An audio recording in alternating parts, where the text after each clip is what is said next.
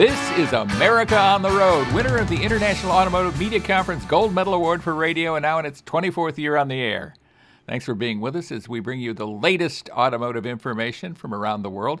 We have a lot of electric vehicle and SUV rumors for you today. Some new introductions to talk about this week as well. Very exciting stuff, and we'll tell you all about it. America on the Road is brought to you by Mercury Insurance and DrivingToday.com. If you're looking to save some money, you should switch to Mercury for your auto and home insurance. Californians save an average of $670 with Mercury, so imagine how much you could save. Get a quote today at mercuryinsurance.com. Hi, I'm Jack Nerad. With me is co-host Geno.Effler. Thanks for being with us, Geno. Geno is the Director of Corporate Communications at J.D. Power. He is a fellow Motor Press Guild board member and a longtime friend, and I'm so happy to welcome you to the show, Geno. Well, thank you, Jack. It's good to be here again. I like this show, and it's packed full of information, good stuff, and it's fun. So let's get going. Yeah, well, and we want to tap into your expertise, and those are expertise in various areas. So we'll dive into that as we go through the show this week. This week, our special guest is Raghu Iyengar. He is Director of CPO and Remarketing for Volkswagen of America. And we're going to be talking about the advantage of buying a nearly new certified pre-owned car. It could be a great way to save thousands of dollars. I think that, what's your take on CPO cars, Geno?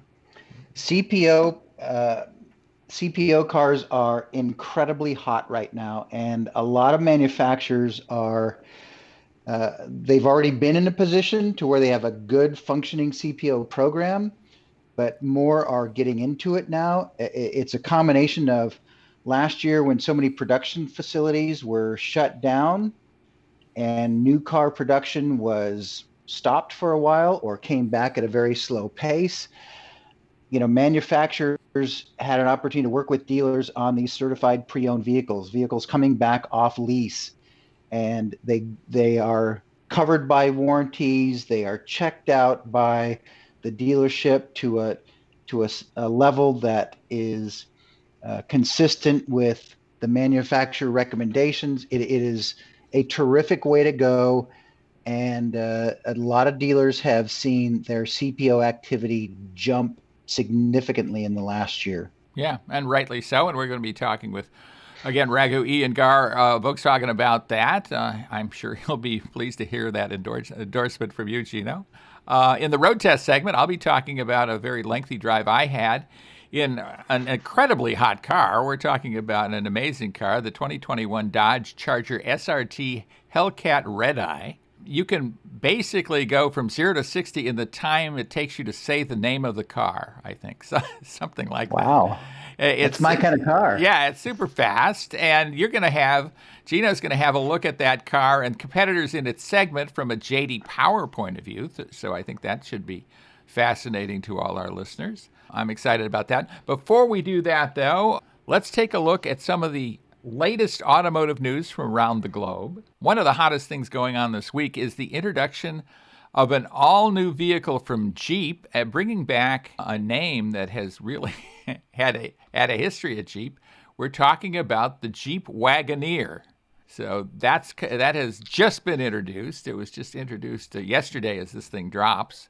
And we have some behind-the-scenes look at what that's going to be. It's based on the Ram 1500 pickup truck chassis, which is interesting in itself. And it's meant to compete with vehicles like the Chevrolet Tahoe, which is the 800-pound gorilla in that segment. And I think the Grand Wagoneer is going to go after the Cadillac Escalade. What's your take on all of that, Geno? I think it's kind of exciting to bring back the name, a name that a lot of people know, and but with obviously relatively significantly new styling, new design, new technology.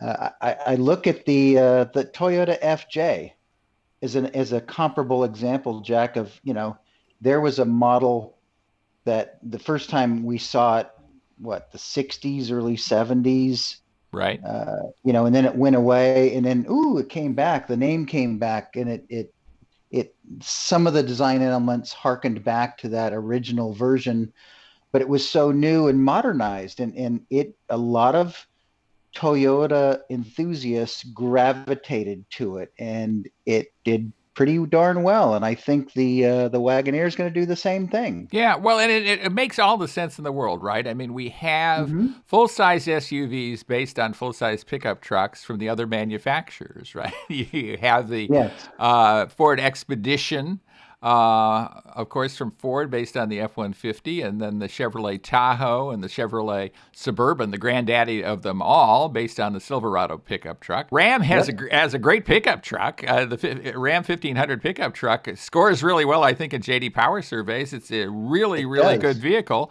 and so it kind of makes sense to do an SUV off that really good platform. Absolutely. And name recognition, there's a lot to be said for heritage in any brand. And you can't, it's a balancing act that manufacturers go through because they want to portray their models as new and with the best technology and all that kind of stuff, but also they have to stay connected to their heritage. And sometimes that connection might only be through a name, but it enables them to weave that history and those positive thoughts and memories into the new products. And I think that's what they're doing here. Right. Well, there's a lot of volume there. A lot of people are buying full size, separate body on frame SUVs, of course. And Yes. then there's a lot of profit there, maybe even more so. I mean, these are very profitable vehicles on top of being popular vehicles. A lot of these vehicles are selling at well over $50,000 a pop retail. So there's a lot of margin to be had there. And I think from all that I've been able to gather, which is quite a bit actually, I'm looking at bullet point after bullet point about the Wagoneer right here, is it's going to have all the right stuff. It's really going to it's going to have giant touchscreen, for example, Uconnect 5, which is one of the best infotainment systems out there. Android Auto, Apple CarPlay, of course, is standard equipment. All of that, all of that good stuff.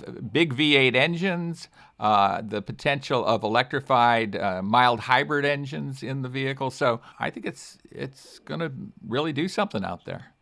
I think it will. I think it has great potential. It'll be interesting to see how the company focuses its marketing and advertising around this car when it comes out on sale. Right. How Absolutely. much heritage they're going to weave into it, or its capabilities. Is it going to be kind of a comparison to others in the segment? It'd be fun to see where they go with it. Yeah, I think it's going to be a featured-filled vehicle, and the Grand Wagoneer maybe more so. And again, they're kind of splitting. I think the Wagoneer is going to go against the Fords and Chevys of the world, and then the Grand Wagoneer is going to go up against the luxuries. And I guess that makes sense. You could say that the Jeep brand kind of splits the middle, right? I mean, it's not Hmm. necessarily a traditional mass market brand, but at the same time, and I think at the same time, it has some luxury tinge to it. What's your thoughts on that? I do. I think, and the more luxury they can put into it, Jack, the more I think the affluent buyer is going to jump on it. I mean, it's shocking to me over the last couple of years how at JD Power, when we look at all the sales data, the analysis, we're well past 7 out of 10 new vehicles sold each month are SUVs or trucks, right? And it's still climbing, but the average transaction price of vehicles continues to climb, and so people are they're not hesitating to spend money on expensive vehicles, especially if they are vehicles that meet their needs or fulfill that emotional Yeah, the emotional chasm connection that that they they may have. have Yeah, in yeah. yeah. I 100% agree with you, and it's a great segue into the next rumor, which is about the 2022 GMC Hummer. Yes, I said GMC Hummer EV SUV, which is imminent. It's probably going to be introduced over the course of the next 2 or 3 weeks, perhaps.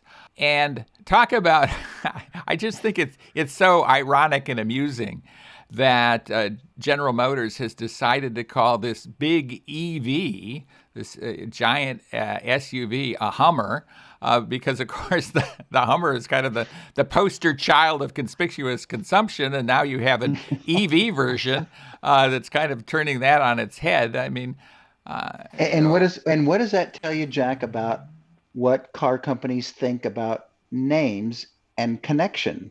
They don't want to give up the name Hummer, there's a right? lot of value in that brand, Yeah, absolutely. And there's a lot of name yeah. recognition. And as you well know, you've got to spend tons of money to get name recognition out in the Yes. marketplace. So GM has put together kind of an EV toolkit. They call it the Ultium drive system.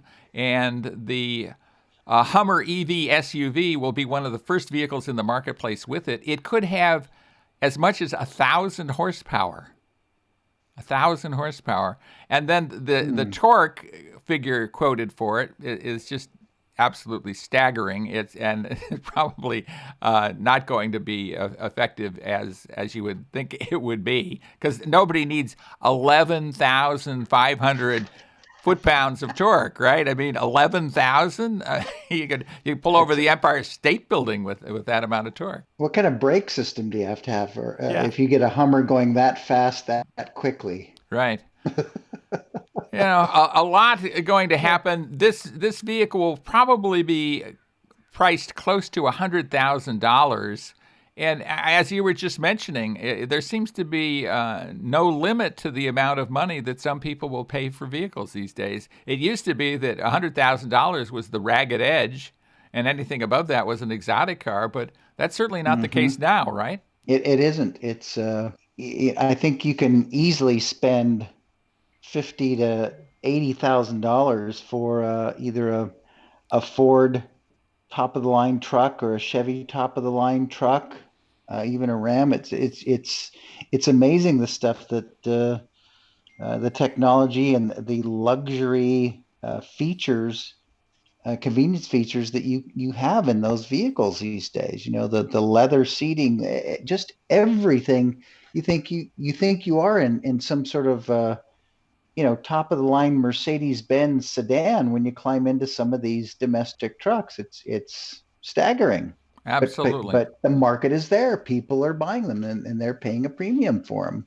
Right, absolutely true. And when we come back, because we have Geno.Effler of JD Power with us, we're going to be talking about the customer service index study that is just been released. I think released yesterday, as a matter of fact. So we have Geno with us, so we're going to spend a segment on that before we get to our road test segment. So with Geno.Effler, this is Jack Nerad with you, and thanks so much for being with us right here on America on the Road.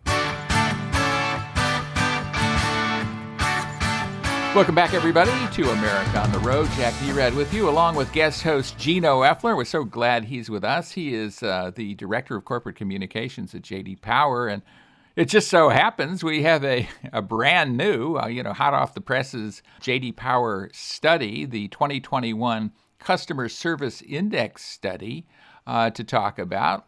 Let's dive into that. Tell us a bit about what that is, Geno. Sure. This is one of the oldest studies at JD Power, and we connect with I think it's more than 60,000 verified owners of of vehicles that are between model years 2018 and 2020. So up to 3-year-old vehicles. And we survey these owners on their service experience at the dealership. And are they taking it to a dealership? Are they taking it to an independent shop? That kind of thing. And this year, looking back at the previous year's, activities, so to speak, is that even in that midst of that pandemic, when we know that people drove fewer miles, they had fewer service visits, and so didn't go into the dealerships as often, perhaps, as they might have. I think dealers' service visits were down about 6%, but overall satisfaction with people taking their vehicles into dealership for service went up 10 points from 837 to 847. That's on a 1,000 point scale. So that's a very good sign for dealers in their service business, that even though people weren't coming in as much, they were taking care of those customers, fixing it right the first time, picking up or keeping the customer informed as to the progress of the service. That's very, very important. And for the most part, they're easy things to do, but sometimes dealerships fall down in those areas. But the fact that overall satisfaction was up by 10 points, very strong for the dealership community. Absolutely. I mean, two really interesting things jumped out at me from what you just said. One, that service business was off 6%. I would have guessed it'd probably be off much more than 6% because so many people were locked down and just unable to go out, and so many businesses were shut. So it's interesting that it was only down 6%. But then here's a question I have for you, too. Do you think there is anything to the fact that because service business was down, people were treated even better by the people doing the service? They were happier to see them. They were just welcoming anybody who was coming in the door in the midst of a pandemic. What's your take on that? I think that's part of it. Now, the cynical side of an observer might say, well, gee, if there are going to be fewer service visits, in order for us to recapture the service revenue of our dealership, we're going to have to start either charging more or pushing these people to do more service on their vehicles than maybe they don't need right now. Maybe they'll need it later, but we're going to push. We got to drive the service. But I don't think dealers took that approach, and customers didn't feel that pressure, because when they do feel that pressure, satisfaction drops. It just drops like a rock. People don't like to be pressured into having work done on their car. So I think that overall, the dealer body, Car Dealers in America, did a very good job of saying, you know what, we understand these people. Many of them have lost a job, or are making less money, and they need to get their car serviced. So let's do what needs to be done. Let's help them out. Let's be super conscientious, because when we get out of this pandemic scenario and this stay-at-home scenario, we want to build brand loyalty and have these people come back, not only get their car serviced here, but potentially buy their next car here. So I think dealers were extremely sensitive to that fact in the past year, and it paid off. And that's a really positive thing. I also think, Jack, when you look at the results, we break the results down into two segments: the premium brand segment and the mass market brand segment. And on the premium side, Porsche ranked highest with 899 points out of 1,000, followed by Lexus. Lexus was tops in 2020. And after Lexus came Infiniti, and then Cadillac and Lincoln. So those five were all above industry average in the premium segment. And that speaks, that's a big plus and a big shout out to the dealers of those brands in the way that the OEM supports those dealers. On the mass market side, Mini ranked highest at 864, and they were followed by Buick, Mitsubishi, GMC, Kia, and there were five other brands that were above the segment average in mass market. So I think mass market dealers or consumers typically are a little bit less satisfied, but the fact that so many of them, 10 of them, were above the segment average, again, that's a very big, strong statement for dealers, for mass market brand dealers. Right. And it's a good reason to consider a brand like, say, Mitsubishi, that a lot of people are not necessarily considering these days, because it seems like they do a really good job of servicing the vehicles of people who buy them. So that's Yes. very cool. There's another thing that kind of jumped out at me, and it's about battery electric vehicle owners and their satisfaction with service. You want to dive into that a little bit? I found that pretty fascinating. Yeah, they are typically less satisfied with their service experience than owners of, internal combustion engines. Really interesting. I think in this study, their overall satisfaction is 69 points lower than the average customer and 76 points lower for service quality.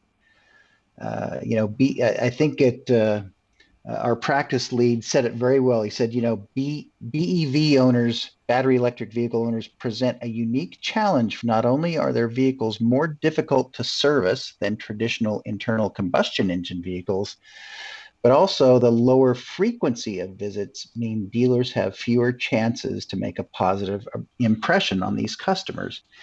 And I think the other thing to look at now, while dealership technicians have received training on battery electric vehicles, and they're skilled technicians, I'm just going to say that their overall knowledge, their years of experience with battery electric vehicles doesn't compare to their years of experience working on internal combustion engine systems, and the electronics that are related to that. So I think while those kind of technicians who work on EVs are skilled, they don't have the breadth of experience of even themselves on the ICE side of the business. Well, then it makes a heck of a lot of sense what you say. And last point. So and even with fewer visits, with service being much more intermittent with EVs, they don't have the volume of opportunity to practice and do those repetitive service engagements and build up that experience. So, it's a learning curve, but there's a little bit of lower satisfaction with EV owners when it comes to service. Right. And as you know, I think a lot of people buy battery electric vehicles believing that they will have far less opportunity for service. They won't need nearly as much maintenance and service. And I mean, maybe when they have to go into the dealership to get it, they're a little ticked off about that. I don't know, but it's a possibility. So yeah, it's and it's going to be interesting to follow this trend, the glide path, or the takeoff path, you might say, of EV sales.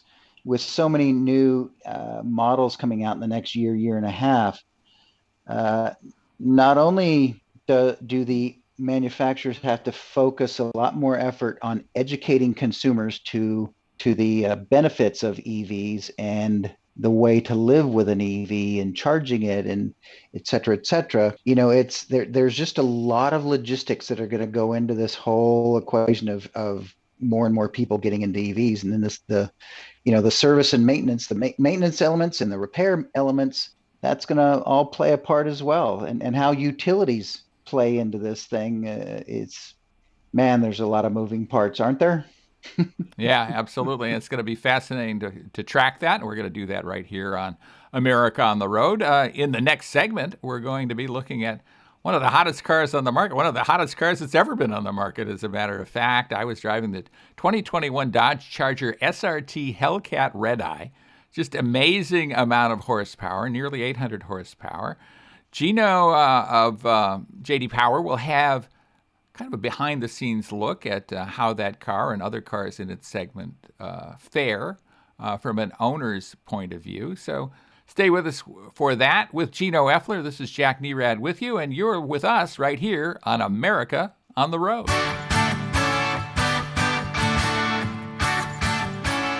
Welcome back, everybody, to America on the Road. Jack Nerad back with you, along with guest host Geno.Effler. Thanks so much for being with us, Geno. We do appreciate that. And we're going to tap into your expertise again in this segment. It is the road test segment, a very exciting segment for us always on America on the Road, and made more exciting by the fact that I had this bright red 2021 Dodge Charger SRT Hellcat Redeye with amazing amounts of horsepower. So I'm going to dive into talking about that. But do you have a quick comment about these high horsepower vehicles that we're seeing in the marketplace these days, Geno, before I get into that? Yeah, I think it's they do a great job of filling a niche for those type of customers. The customers that are looking for something like that, that they do an excellent job of fulfilling the dreams or expectations of those kind of owners.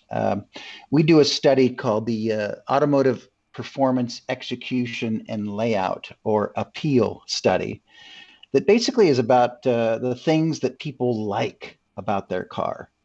Don't tell us about we're not asking about the problems. We're asking about the things you like.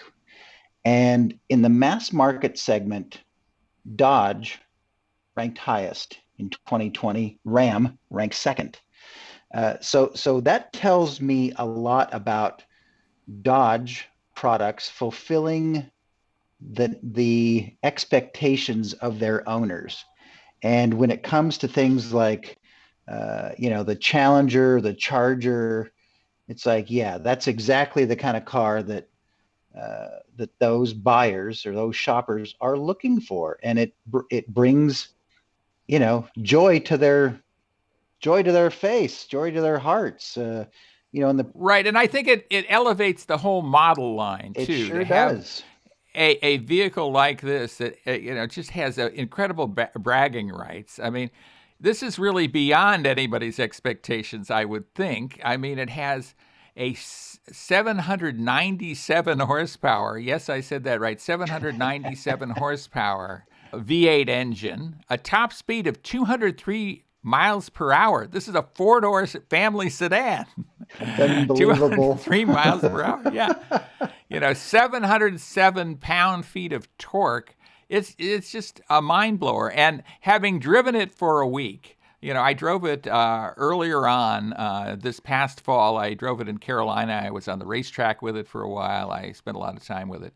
What is most eye-opening to me always is driving this vehicle on the street as you would drive a regular car. Because in the old days, when you were driving a car with, I drove nothing that had 800 horsepower, I could tell you that in my Motor Trend days. But when I was driving high horsepower cars, really high horsepower cars, and in those days we were talking about something that maybe had 450 horsepower, something like that, they would beat the heck out of you. Yes. You just were not happy about a lot of the driving experience. You were happy about the power. You might even be happy about the handling, but you weren't happy about the ride. You weren't happy about just the drivability of the vehicle. A lot of times they had really lumpy idles. They did all kinds of weird stuff, right? Yep. This is just a sweetheart, a pussycat.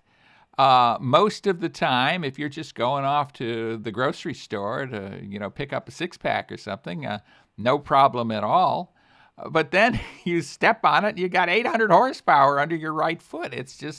It's a mind blower. It really is a mind blower how it has this dual personality.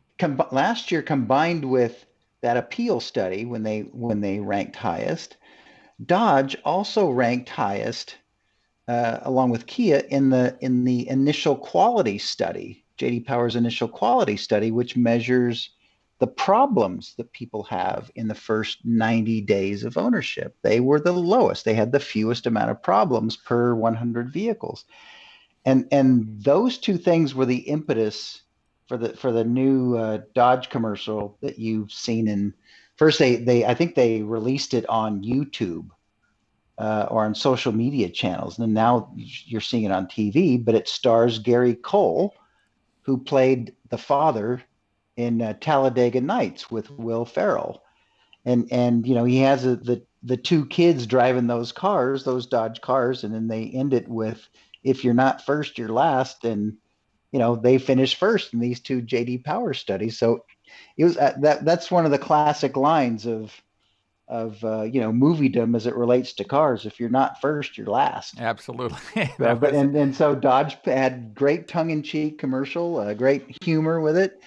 And like you said, here's a car that has incredible performance, yet you can drive it comfortably, whereas you couldn't do that with the exotics of the past or some of those very high horsepower cars of the past. Right, and those cars obviously, I think it's obvious, had really lousy quality often. Yeah. Their initial quality just wasn't very good, partly because the vehicles were so temperamental. And that's another thing about this is they're able to get close to 800 horsepower out of this engine, seemingly with great reliability, certainly with great dependability. The 0 to 60 mile per hour acceleration is 3.6 seconds. I mean, that's a mind blower. Absolutely a mind blower. It's just I'm almost in awe of this car in so many ways. And there it is, out front of my house, and it How runs much just fine, how right? how much how much of a factor of the attention getting factor did it have, Jack? Well, this one's bright red, and you don't see red cars that much anymore. So I think that's part of it. But it is a big time attention getter, and some of that comes from the body style too. It has the quote unquote wide body exterior. It has fender flares because it has really wide wheels. 305, 35 ZR20 P0 Pirelli Performance tires. It's Bilstein shocks, adaptive damping. Suspension, all of this stuff that a proper car should have. That's another thing about this vehicle. Back in the old days, muscle cars went great in a straight line. They didn't turn for beans. You didn't want to go on a road course in those things. Right. But in the new Charger SRT Hellcat Redeye, they're track ready. I mean, you can go out on the track and have a great time, and you can turn left and turn right, and it'll go right with you, and it'll go where it points, as opposed to, just trying to go in a straight line with its live axle rear end fighting you every bit of the way. This is a much more sophisticated vehicle than that. I wonder if the last part of the name there, the Redeye, are they trying to tell you should only drive it from 11 p.m. to 5 a.m. to avoid the attention of the popos, or what are they saying with the Redeye? Maybe so. I mean, nothing much good happens at those times, No. right? But maybe driving one of these vehicles is one of them. It's just an incredible bit of performance, and it's not really all that expensive based on what it brings to the party. Of course, it has styling to go along with its big engine. It has all kinds of wheel choices because you probably want your own personalized kind of wheels on this thing, along with those tires we just talked about. 20-inch by 11-inch wheels are optional on this thing. So think of that. 220 mile per hour speedometer. And that's not too far-fetched if the thing will go 203 miles an hour. It's just... When you were driving it in your first day and you're driving around, or second day, and I'm sure you say, gee, this would be fun on a blank track. Would you like to take it first to a road course track or to a drag strip? Where would you first? That is such a great question.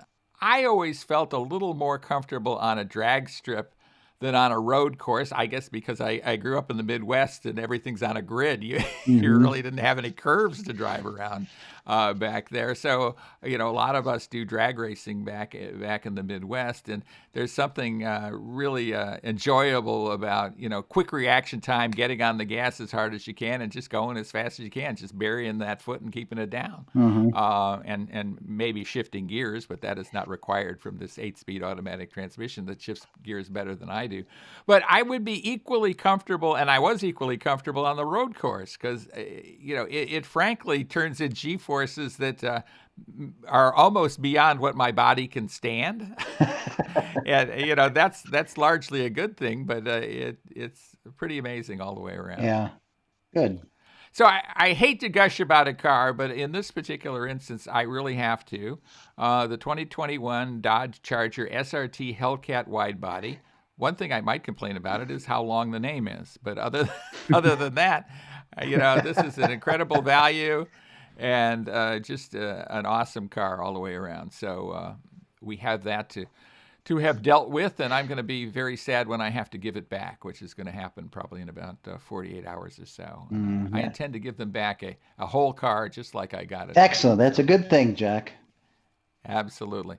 Well, when we come back, we will be doing our interview with Raghu Iyengar of Volkswagen, talking about certified pre-owned cars and the value that they offer. He's with Volkswagen, so stay with us for that. With Geno.Effler, this is Jack Nerad with you, and you're with us right here on America on the Road.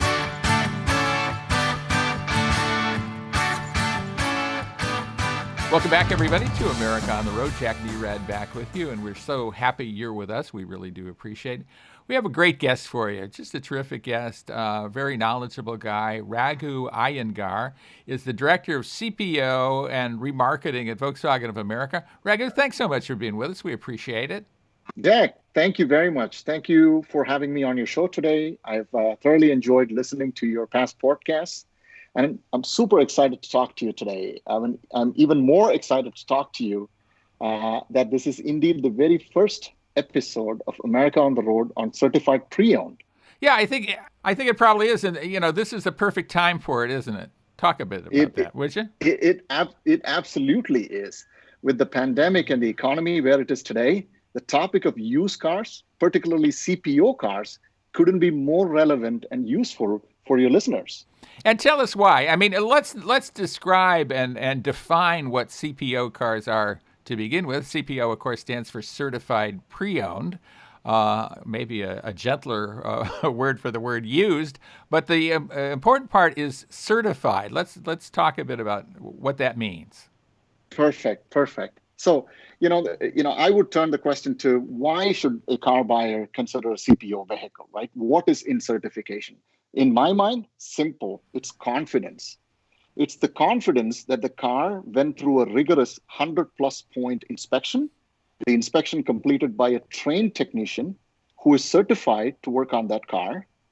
Confidence that the car was reconditioned to strict standards and that campaigns, if any, were completely closed prior to letting the driver drive the car off the dealer's lot. Confidence that comes from the transparency that the dealer offers a detailed vehicle history information, say from Carfax. And confidence that the car is also backed by a limited warranty from Volkswagen, not an insurance company that's looking for ways to avoid paying you when you critically need that service.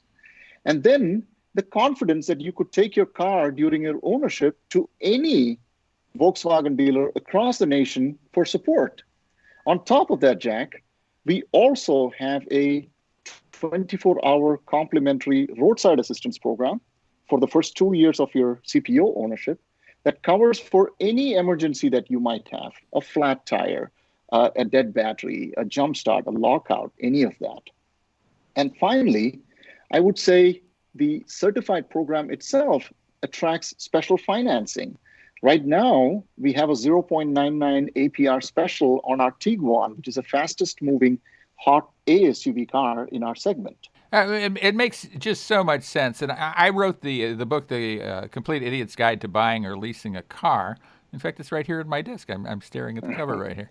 And, from that day on, and that was a long time ago now, I've sung the praises of CPO, of Certified Pre-Owned, and for the peace of mind they offer and for the value they offer. You've talked quite a bit about peace of mind because you're backed up by something where if you buy a used car, you're buying something essentially as is. As you drive it off, you're responsible for anything that goes wrong from that point going forward. Whereas you can buy a vehicle that is, as you say, heavily inspected by a mechanic, a technician that is certified in that kind of vehicle that really understands that vehicle, and then it's backed up with warranty coverage. I mean, my oldest daughter happens to have a Volkswagen Jetta that we bought as a certified pre-owned car. Oh, what a coincidence. I didn't even realize that until I'm in the midst of the interview here. And actually, the CPO warranty terms, I think, outdid those on the new vehicle. It was just an absolute no-brainer to buy that vehicle. Tell us a bit about the value that CPO offers. From my perspective, the only way to buy a car is a CPO. Only way to buy a used car is through the CPO program. As I mentioned, we can rattle off every factor that goes into it. From a CPO perspective, you might find me a little bit biased, right? But, the Volkswagen program has been designed to keep exceptional customer value and the highest customer confidence in buying and owning a Volkswagen CPO. Let's just take an example. Most of the CPOs today are your 3-year off-lease cars, 3-year-old off-lease cars. And typically, you walk into a dealership, you would find an 18, model year 18 or early model year 19s. At Volkswagen, the 18s and 19s come with a 6-year, 72,000 mile bumper to bumper new car warranty, excluding the e-Golfs, of course. Now, if you were to buy that car as a CPO, on top of the manufacturer warranty, you would get an additional year of a comprehensive CPO warranty for 1 year and 12,000 miles, whichever comes first. For the 17s and older, and the 20s and 21s, we offer a 2-year, 24,000 mile comprehensive CPO warranty on top of the remainder of the new car warranty. That's point number one. Point number two, we already spoke about the factory trained technician. We spoke about the nationwide coverage. But the biggest thing is knowing that your car was never damaged in a flood. Your car never had a branded title. Your car was never involved in a major crash where the airbags were deployed. Adds to the peace of mind. And it's that confidence, Jack, that helps us put our sons or daughters behind the wheel of a certified pre-owned car. Absolutely. It just makes so much sense. And a lot of people push back and they say, well, I don't want to drive a used car. And I tell them, you're driving a used car right now. You might have purchased it new, but it's used. And, the second miles are put on it, that's a used vehicle. And talk a bit about how well-built cars are these days and, how much useful life remains in a CPO vehicle, a vehicle that's purchased with maybe 3 years behind it, of history behind it. Absolutely. That is a wonderful question. The cars these days are built to last. Every car manufacturers have upped their game in quality. The 3-year-old car it's practically a new car. On top of which, once the car goes through the reconditioning process, the rigorous testing that we do, and all the reconditioning that our Volkswagen dealers do, the car is practically new. On top of it, I would challenge our listeners, to compare the warranty against a used car that they buy from a third party or from a non-certified source. There is always a challenge with the quality. You're not sure if the car was ever involved in a major accident. Here, buying CPO, to me, is a no-brainer. Absolutely. And you point out something, Raghu, that I think is really important. And it is, what entity is certifying the car, right? I mean, the term certified is kind of loosely used in the auto industry, and it's applied to a lot of different things. And you or I, as individuals, could potentially certify a car. I could sell a used car and say, okay, I'm certifying this. And, Yes. because I'm an honest guy, my word would be my bond. But I'm not sure everybody is in the same situation, right? Or every entity. So paying attention to that is very important. Talk a bit about that, would you? Awesome. Much like everything else, the devil's in the detail, isn't it? And yes, not all certified programs are the same. When people ask me, I tell them, look, start by comparing the warranty. What does it cover? Is it a comprehensive coverage, or does it only cover powertrain? Does the manufacturer add any CPO warranty coverage on top of the remaining new car warranty? I've seen some manufacturers, all they do is extend the original new car warranty to the second and the third owner. Then on top of that, you have these new startups. They also certify their cars. And the last I checked, their warranty typically lasts for 4 months or 4,000 miles. Nothing that stacks up to the Volkswagen CPO program. And I walked you through an example of a model year 18. With the 6-year, 72,000 mile bumper to bumper warranty and the additional 1 year, 12,000 mile comprehensive CPO coverage, that's peace of mind for 7 years and 84,000 miles, whichever comes first. That to me is an incredible value for a CPO customer getting into a 3 or a 4-year-old car. Absolutely. A really amazing value. And in some ways, it outdoes a new car warranty and the coverage that's available there. So like I say, a no-brainer. Talk a bit.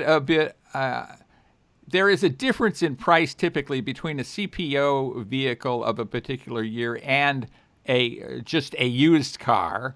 A little bit of a premium, I think, to get that CPO coverage. Tell our listeners about that a little bit. There is, with the peace of mind, with the confidence, with the fact that a factory trained technician looked your car from top to bottom, fixed all the issues, and when you're driving that car off the dealer's lot, you can confidently, have your child and your family in that car. That confidence takes a little bit of effort and work. But, in some cases, it does translate to a slightly more price. It's a fact of life. A good quality deserves a better price. But, I would challenge anybody to walk up to a Volkswagen dealer, look at a CPO car on their lot, have a honest discussion with the Volkswagen dealer, and I'm sure they would find that the price that they pay is very much in line with the quality of the product that they are buying. Absolutely, and certainly that peace of mind, it has value to it, and I think you're probably getting more value in terms of peace of mind than the dollar you're spending on it. Another thing I think in favor of CPO cars these days is the fact that vehicles don't change all that much year to year. I mean, certainly there are major vehicle changes, maybe every 4, 5, 6 years, depending on the product cycle of a various car or various car model. But you can buy a 3-year-old car and it'll look exactly like a brand new car. Your neighbors will think you have a brand new car. Explore that a little bit, would you? Absolutely. So, through our research, the main thing that we have found out that's the difference between a new car customer and a CPO customer is that the new car customer has a lots of wants and the CPO customer has a lot of needs. But, and the CPO customer has a certain budget where they want to spend for their car monthly payment, including insurance and gas.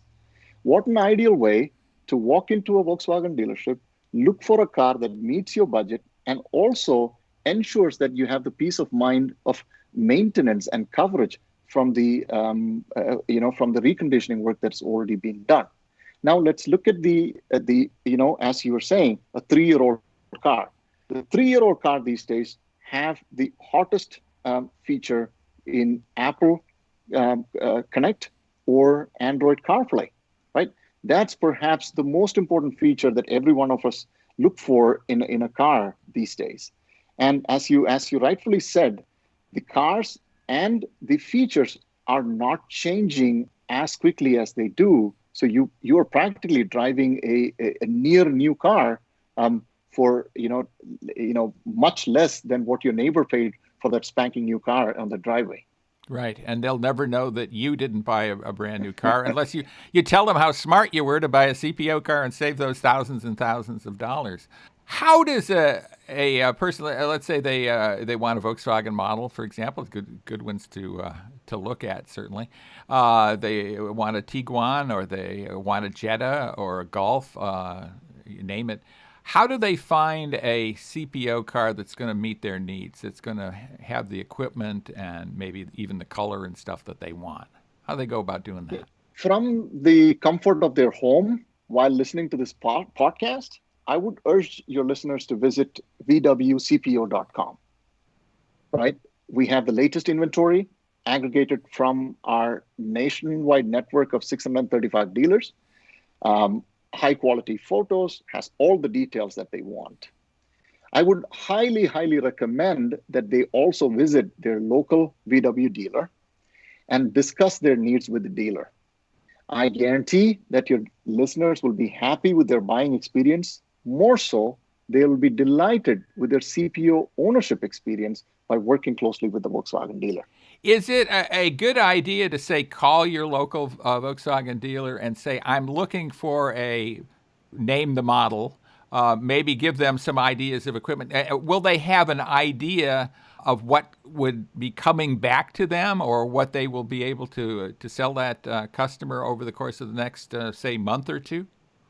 That is a wonderful question, Jack. People ask me, so if CPO is so good, what are the pitfalls? What are the drawbacks to CPO, right? So, the one thing the main thing that we're talking about is the supply of used cars, right? There is no factory in the world that makes used cars. Every factory makes new cars. And then these new cars, after its lease cycle, after its first ownership cycle, then cycles back and becomes a used car. And the select used car then becomes a CPO. So if a listener, as you mentioned, has a specific vehicle in mind, say a red Beetle convertible or a GTI, it may not be available in the national inventory, but our dealers can start looking at their off-lease portfolio, try to see if there is a car that's on its way back within the next couple of months, tag that car. Now, if that car is not available within their customer base, we have the methodology where the dealer can look across the entire network, notify the listeners when their car is available, and they should absolutely be able to go through with the dream car purchase at the dealership. Yeah, so with a little bit of planning and cooperation with your local Volkswagen dealer, you can score a really great deal on almost exactly what you want, I would think, if you just have maybe a few weeks to give on this thing. Absolutely. I have a funny story to share. In the peak of the pandemic, and she is from New York, the customer, she was on her fourth Beetle. And for her daughter, she was looking for a specific color, a specific model Beetle. Uh-huh. Was it John, Paul, George, or Ringo?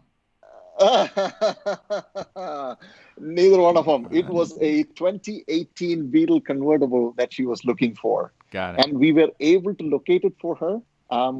She was from upstate New York.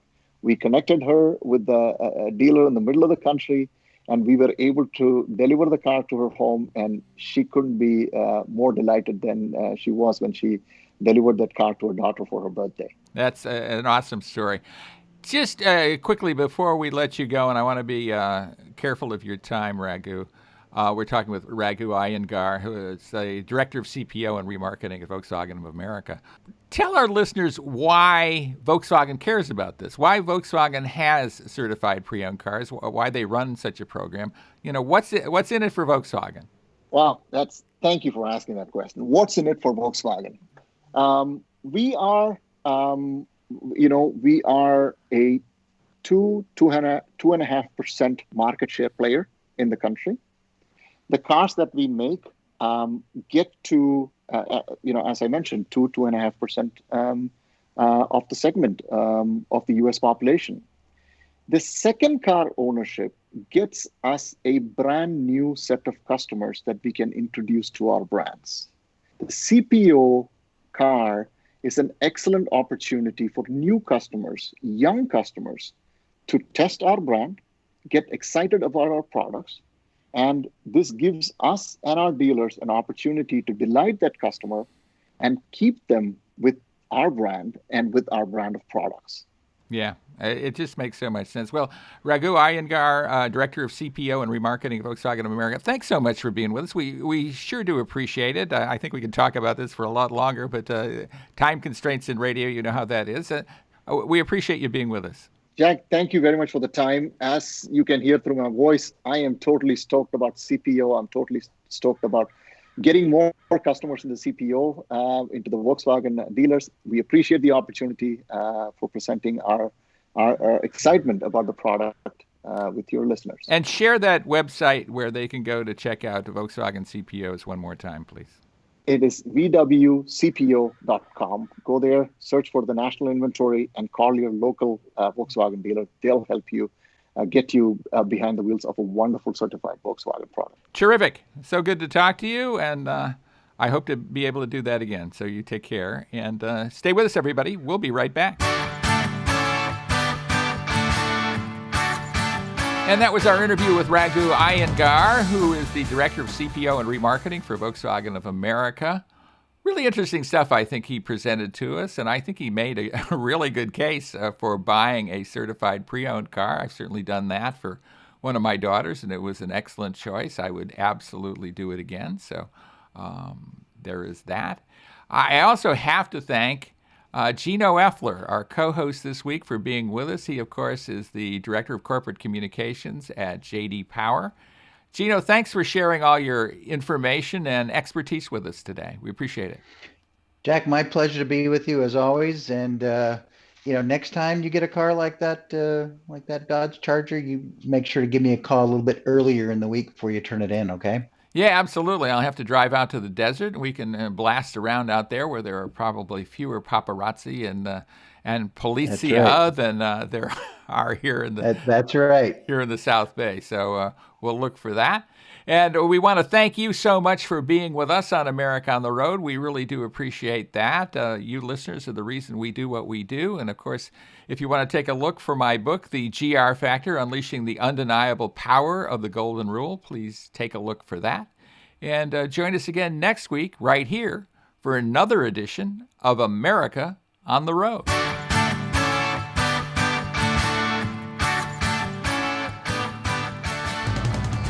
If you're looking to save some money, you should switch to Mercury for your auto and home insurance. Californians save an average of $670 with Mercury, so imagine how much you could save. Get a quote today at mercuryinsurance.com.